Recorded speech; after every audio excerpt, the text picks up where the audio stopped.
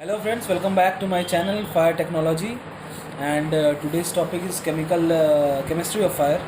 तो basically chemistry of fire में chemical reaction किसको बोलते हैं, कितने forms होते हैं chemical reactions के, fire क्या है, combustion क्या है, types of fire या types of combustion क्या क्या है, तो इसके बारे में डिस्कस करेंगे. तो let us start with chemical reaction. तो chemical reaction हमारे डेली लाइफ में हमेशा होती रहती है. जैसे अगर कोई आयरन रस्ट हो रहा है तो that is a very slow oxidation process and oxidation process is a chemical reaction. अगर कोई प्लांट फोटोसिंथेसिस करती है तो हम लोग उसको केमिकल रिएक्शन बोलते हैं. फैक्ट्रीज़ में केमिकल रिएक्शन होता है. आपका जो गाड़ियाँ चल रही है उसके अंदर कंबशन होता है, उसमें भी केमिकल रिएक्शन होता है. तो जनरली हम लोग केमिकल रिएक्शन उसको बोलते हैं when two or more substance combine together to form a new product which are chemically different from the reactants. Chemically उनका प्रॉपर्टीज़ भी पूरा चेंज हो जाता है. सपोज जैसे अगर हम लोग दो एटम हाइड्रोजन और एक एटम ऑक्सीजन को कंबाइन करते हैं then we get water, that is H2O. H2 + O2 is 2H2O. तो ऐसा ही हम लोग कुछ बैलेंस करते हैं, 2H2 + O2 तो 2H2O करके हम लोग उसको बैलेंस करते हैं. मतलब हमारा जो रिएक्टेंट है उससे एक नया प्रोडक्ट बन गया, that is chemical reaction. Chemical reaction basically दो फॉर्म में होता है. One is in the form of physical reaction and another is in the form of chemical reaction. तो physical और chemical में difference क्या है, तो मैं बता दूँ आपको. जो भी प्रोसेस है जिसमें कोई भी सब्सटेंस अगर सॉलिड से लिक्विड में कन्वर्ट होता है या लिक्विड से गैस में कन्वर्ट होता है या गैस से प्लाज्मा में कन्वर्ट होता है, that is called physical changes in chemical reaction. तो अगर कोई भी चीज़ सॉलिड से लिक्विड में कन्वर्ट होती है that it is called solid से liquid is called melting. And उसको अगर हम लोग रिवर्स करते हैं, अगर लिक्विड से अगर सॉलिड में कोई चीज़ कन्वर्ट होती है दैट इज़ कॉल्ड फ्रीजिंग. और अगर कोई भी सब्सटेंस लिक्विड से गैस में अगर कन्वर्ट होती है दैट इज़ कॉल्ड इवापोरेशन. और गैस से वापस अगर लिक्विड आती है दैट इज़ कंडेंसेशन. और अगर गैस से प्लाज्मा के फॉर्म में जाती है तो इसको बोलते हैं हम लोग आयोनाइजेशन. और प्लाज्मा से गैस के फॉर्म में अगर आती है that is called deionization. एक और प्रोसेस है जिसको हम लोग बोलते हैं सब्लिमेशन प्रोसेस. अगर कोई भी substance solid to directly gas में कन्वर्ट होती है that is called sublimation process. और गैस से अगर सॉलिड में कन्वर्ट होती है कोई चीज़ तो हम लोग इसको बोलते हैं डिपोजिशन मेथड. तो ये जो पूरा फिजिकल जो ट्रांसफॉर्मेशन है is called phase transition. Solid से कोई चीज़ अगर लिक्विड में कन्वर्ट हुई that is called phase transition. Liquid से अगर गैस या गैस से plasma, plasma to back to gas, gas to liquid, ये होल प्रोसेस को हम लोग बोलते हैं फेज ट्रांजिशन. तो ये एक टॉपिक हुआ हमारे केमिस्ट्री ऑफ कंबशन का. हमारा जो नेक्स्ट टॉपिक है that is element, compounds and mixture. Element किसे कहते हैं, कंपाउंड किसे कहते हैं और मिक्सचर किसे कहते हैं. तो बेसिकली एलिमेंट क्या होता है? Elements are the substances which can not be resolve और split up into another simpler substances. For example hydrogen को और हम लोग तोड़ नहीं सकते हैं. ऑक्सीजन को और हम लोग तोड़ नहीं सकते हैं. कार्बन सी को हम लोग और कार्बन को और तोड़ नहीं सकते हैं. तो these all are called elements. अब नेक्स्ट इज कंपाउंड. कंपाउंड क्या होता है? Compound is combination of two or more elements. अगर दो और दो से ज़्यादा एलिमेंट अगर कंबाइन करती हैं तो हम लोग इसको बोलते हैं क्या बोलते हैं, तब हम लोग इसको बोलते हैं कंपाउंड. तो हम लोग इसको बोलते हैं कंपाउंड. तो फॉर एग्जांपल अगर जैसा मैंने बताया हाइड्रोजन प्लस ऑक्सीजन अगर कंबाइन करती है दो मॉलिक्यूल ऑफ हाइड्रोजन प्लस एक मॉलिक्यूल ऑफ ऑक्सीजन तो हम लोग को वाटर मिलता है that is H2O. Carbon plus oxygen होता है तो हम लोग को मिलता है कार्बन मोनोऑक्साइड या carbon dioxide. Oxides of carbon is generated when carbon and oxygen is added. तो इस प्रोसेस को हम लोग बोलते हैं कंपाउंड. और नेक्स्ट इज मिक्सचर. मिक्सचर क्या होता है? When two or more compounds come together, या फिर हम लोग बोलते हैं mixture is a homogeneous mixture. अगर हम लोग आयरन और सल्फाइड को एक ट्यूब में लेकर के मिक्स करते हैं तो आयरन और सल्फाइड दोनों का एक मिक्सचर बनता है, बट आयरन अपना प्रॉपर्टी रिटेन करता है और सल्फाइड अपना प्रॉपर्टी रिटेन करता है। क्लियर हुआ? बट कंपाउंड में क्या होता है, जब दो एलिमेंट कंबाइन करते हैं तो एक नया प्रोडक्ट फॉर्म होता है, उसका प्रॉपर्टी ही अलग हो जाता है। लेकिन हमारा जो मिक्सचर है इसमें ऐसा नहीं है। जैसे air is also a mixture, तो एयर में हमारे सराउंडिंग में नाइट्रोजन भी है, ऑक्सीजन भी है। नाइट्रोजन का बहुत ज़्यादा मात्रा है हमारे एयर में, अराउंड 78% नाइट्रोजन है, 20.5 या 21% आपका ऑक्सीजन है, कार्बन डाइऑक्साइड है, अदर बहुत सारी गैसेस है, मीथेन है, हीलियम है, बहुत सारी गैसेस प्रेजेंट है। तो these are all mixture, but सारे इस मिक्सचर के अंदर जो सारे गैसेस है वो अपनी प्रॉपर्टी रिटेन करते हैं। कुछ अलग मिक्स, नाइट्रोजन और ऑक्सीजन मिक्स नहीं हो रहा है, वो अलग कर रहे हैं हम लोग।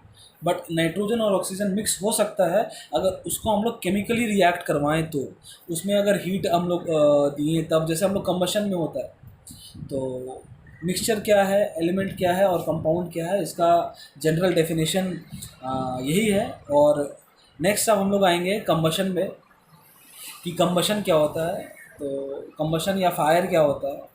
तो बेसिक एक जनरल डेफिनेशन है कंबशन या फायर का, कि it is a rapid oxidation process in which 3 essential elements are required, which are fuel, heat and oxygen.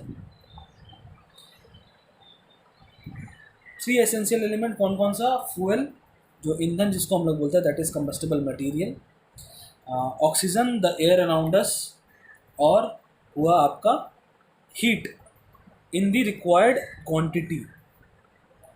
तो अगर ये तीनों चीज़ एक साथ आती हैं तब कंबशन होता है या फायर होता है। If you represent this things in a geometrical shape then it comes like a triangle, that is why it is called triangle of combustion और ट्रायंगल ऑफ फायर। तो जब ये केमिकल प्रोसेस होता है, ये रैपिड ऑक्सीडेशन प्रोसेस जब होता है, तब इसके कुछ बाई प्रोडक्ट्स होते हैं, जैसे स्मोक हुआ, लाइट हुआ, हीट हुआ, इनके बाई प्रोडक्ट्स। तो जनरली ये जो ऑक्सीडेशन प्रोसेस है, ये केमिकल रिएक्शन है, ये एक्सोथर्मिक प्रोसेस है। तो अभी दो प्रोसेस होते हैं केमिकल रिएक्शन में, what is, one is endothermic and the other one is exothermic. Endothermic reaction क्या होता है, जिसमें एनर्जी एब्जॉर्ब होती है। जैसे अगर कार्बन और ऑक्सीजन कंबाइन करती हैं तो एनर्जी एब्जॉर्ब होता है और कार्बन मोनोऑक्साइड फॉर्म होता है। But in case of fire यहाँ पे क्या होता है, जब केमिकल रिएक्शन होता है फ्यूल, हीट और ऑक्सीजन में, तब हीट जनरेट होता है, that is exothermic reaction. The reaction in which heat is liberated or generated, that is called exothermic reaction, or the process, chemical process in which the heat is absorbed, energy is absorbed, is called endothermic reaction। तो अभी हम लोग को जानना है combustion कितने type का होता है। तो इन जनरल कंबशन दो टाइप का होता है, one is surface combustion mode and the other is flaming mode. तो अभी सरफेस कंबशन मोड क्या है और फ्लेमिंग मोड क्या है, it is very important topic, कि सरफेस कंबशन मोड क्या बोलते हैं और फ्लेमिंग मोड किसको बोलते हैं, ये जानना बहुत ही ज़्यादा ज़रूरी है। तो सरफेस कंबशन मोड में सिर्फ 3 चीज़ें ज़रूरी है, that is fuel, heat and oxygen. जैसे ये 3 चीज़ अप्रोप्रिएट क्वांटिटी में जब कंबाइन करेंगे तब कंबशन शुरू होगा, मतलब कोई भी सब्सटेंस जलना शुरू होगा। इस प्रोसेस को हम लोग सरफेस कंबशन मोड बोलते हैं। और जो फ्लेमिंग मोड है, कोई भी मटेरियल को फ्लेमिंग मोड में जाने के लिए उसको अपने सरफेस कंबशन मोड में, दैट इज़ फ्यूल, हीट और ऑक्सीजन जब रिएक्ट करता है, इसके साथ एक और एलिमेंट को हम लोग ऐड करते हैं, that is chain reaction, uninhibited chain reaction. तब हमारा कोई भी सब्सटेंस फ्लेमिंग मोड में आता है।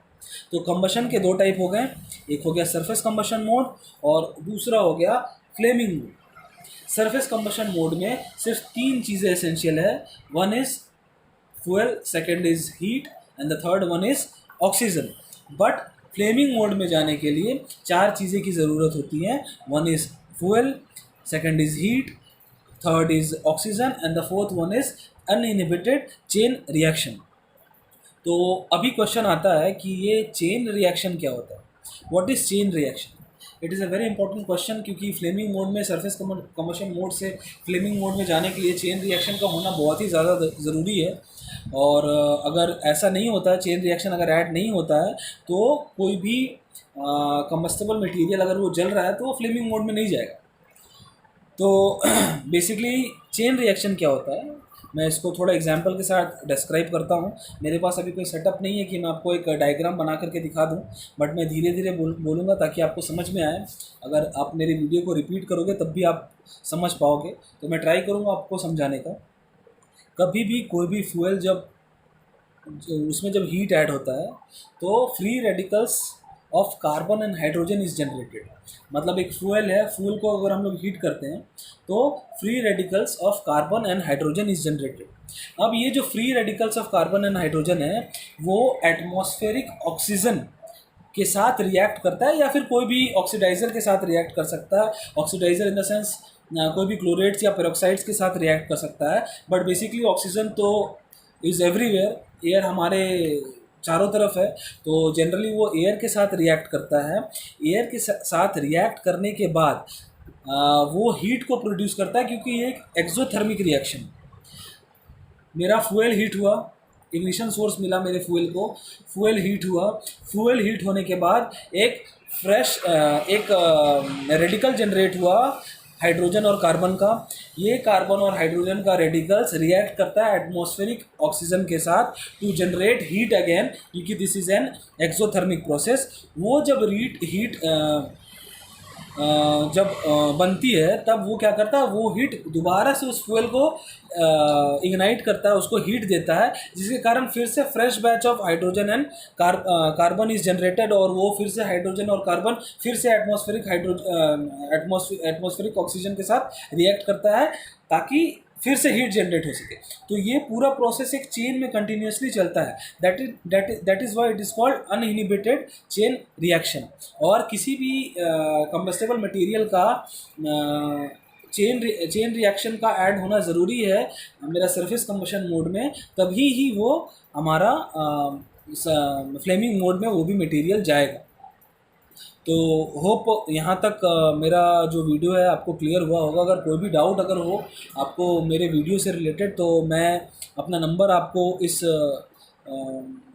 वीडियो के साथ शेयर कर दूंगा। आप कभी भी आपको कुछ भी डाउट हो फायर से रिलेटेड या EHS से रिलेटेड, सेफ्टी से रिलेटेड, आप कभी भी मेरे को कॉल कर सकते हो, मेरे से हेल्प ले सकते हो।